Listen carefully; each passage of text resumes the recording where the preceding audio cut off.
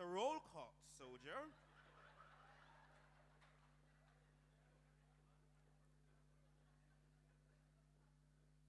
Are you ready, soldier?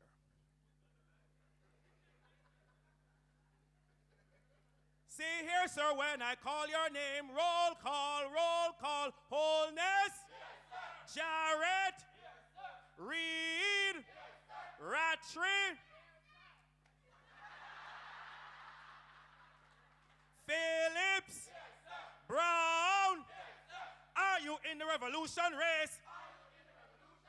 Join in the revolution with JN Foundation. Join in the revolution with JN Foundation. Here we go. Revolution, revolution, revolution, revolution. Right now.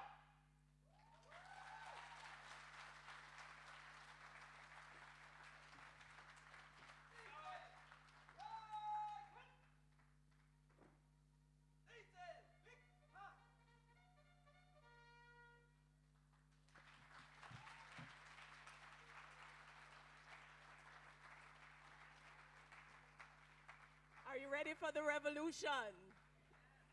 Are you ready for the revolution? It's on, ready or not. Okay, our Prime Minister, the Most Honorable Andrew Holness, Chairman of the JN Foundation, Mr. Earl Jarrett, the leader of this revolution, our Education Minister, the Honorable Ruel Reid, Opposition Spokesman, the Reverend Ronald Thwaites, Opposition Spokesman on Finance, and our former Chair of the Centers of Excellence Project, Dr. Peter Phillips, our General Manager at the Jamaica National Foundation, Safri Brown, JN Group Executives and the representatives, friends from the media, school leaders, students, or have a high school, to you. You're ready for the revolution. Are you ready to shake up the education system? Turn it on its head for good. Are you ready to get mad? Mad means you say yes before you even know what it means. I don't understand. You're following the pack. Mad means make a difference. So you're ready for that? Okay, well, I have all the right people. The troops are ready, and I have all the right people in the room. So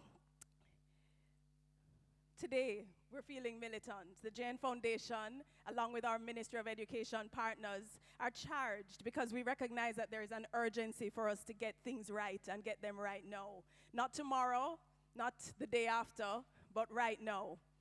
Our children cannot wait any longer while we continue to blame each other, the ministry, the community, the parents, and the lack of resources. They can't sit around and wait while we do the same things over and over, achieving the same underwhelming results. What does that amount to? Insanity, right? Our research clearly tells us that great schools are those which have great leadership. And at this point in our education system, we need leaders who are bold, who are not afraid of doing what is uncomfortable, and who are not afraid to innovate. And by innovate, I don't mean some kind of rocket science, even though we have some scientists among us who are brilliant. That's not what our education system needs. What it needs are simply leaders who are willing to go beyond what's safe and who recognize that they have to keep doing things differently until we've found the solution, until we've reached every child, and until we have created learning communities where performance, knowledge, and skills are improving and being refined every single day. So thank you for enlisting to this revolution. We're here today, all of us, because we know that the problem with education in Jamaica is a solvable problem. I'm an optimist. We're here today because we know that it's time to implement some solutions, more solutions. We keep doing them, but we need more. At the end of this two-day summit, it is our hope that you will leave with new thoughts in mind, energy, and motivated to implement new strategies, as well as to influence and collaborate with other leaders. Networking is really important, and we gain support from each other. Because in education, partnerships are critical, and education is a team sport. Everybody say education is a team sport. We can't have everybody in the stands. Some people have to get on the field and get going. Okay, we need the cheerleaders too, but we need a lot of people on the field. And so I encourage you to enjoy as we go through our opening ceremony. Welcome to everybody. Firstly, I'd like to introduce our commander at the Jamaica National Foundation. He's a social innovator and thinker, a man he was raised by educators and who relentlessly lives the virtues associated with this selfless profession of teaching. And these virtues are discipline and drive and commitment, and he's outstanding in leadership and all he does. Through his leadership, Jamaica National has been at the forefront of not just suggesting new approaches into education, but actively involved in developing a new way through programs such as the Centers of Excellence, which was a partnership that we shared with the Victoria Mutual Building Society some years ago, and the I Lead program, which we presently run at the JN Foundation. So Mr. Jarrett has been the conceptualizer, and he doesn't like me to say all of these things. All right, my boss, my general, Mr. J, come.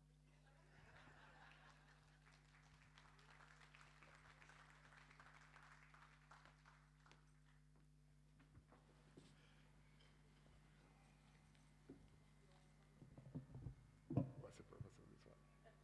Okay.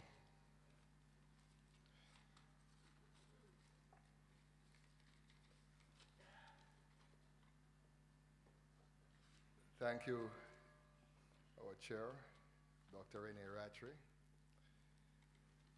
Most Honorable Andrew Holness, Prime Minister of Jamaica. Senator, the Honorable Royal Reid, Minister of Education. Reverend Ronald Thwaites, Opposition Spokesman on Education. Dr. Maurice Smith, Permanent Secretary in the Ministry of Education. Ms. Dorothy Campbell, Deputy Chief Education Officer. Dr. Peter Phillips, Opposition Spokesman on Finance. Ms. Safra Brown, General Manager, JN Foundation. Dr. Renee Rattray, our Chair and Director of Education Programs within the Foundation. Members of the JN Executive Team, sponsors of the iLead project, specially invited guests all, a very special good morning to you, all the teachers, administrators, and all entrusted with the task of preparing and developing the human capital of Jamaica. Welcome. Good morning. It is your job, a very tough job, to prepare our children and our people to compete in a world of some 7.4 billion people. It is a very tough task, as today our citizens have to compete with all these people across the world to make a difference.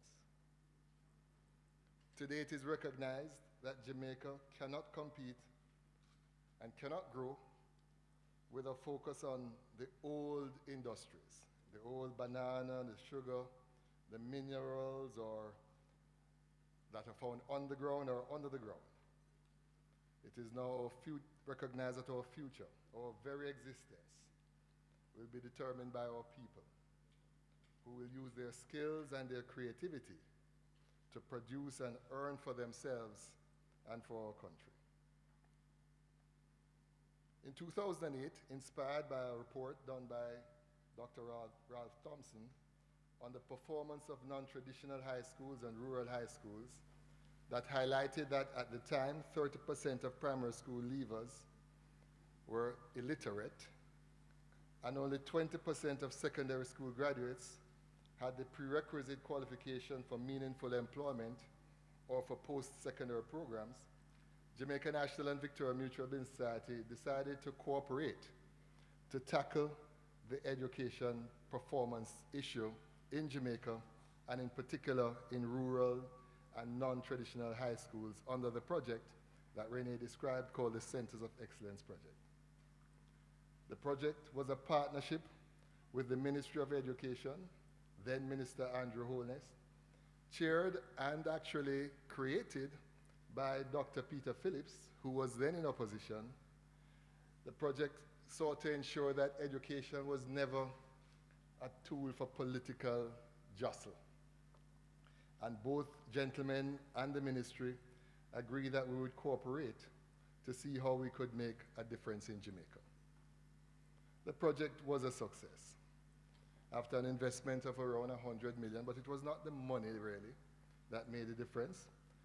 The Centers of Excellence schools improved in performance, in math, English, and in the sciences, with actually one school subsequently producing the best math teacher in the entire country.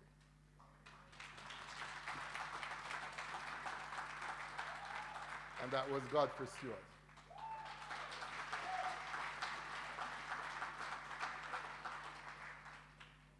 Beyond academic performance, the school's sense of identity, confidence, the school's brand improved.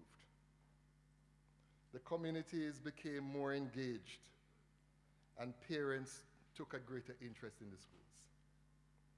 No longer was the school the government school over there, so.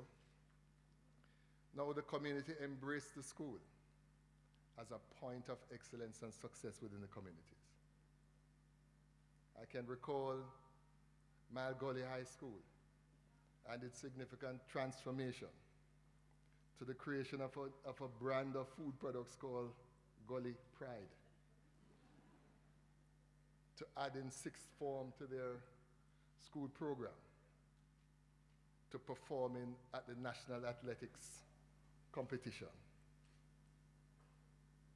The Centers of Excellence project was an important learning experience.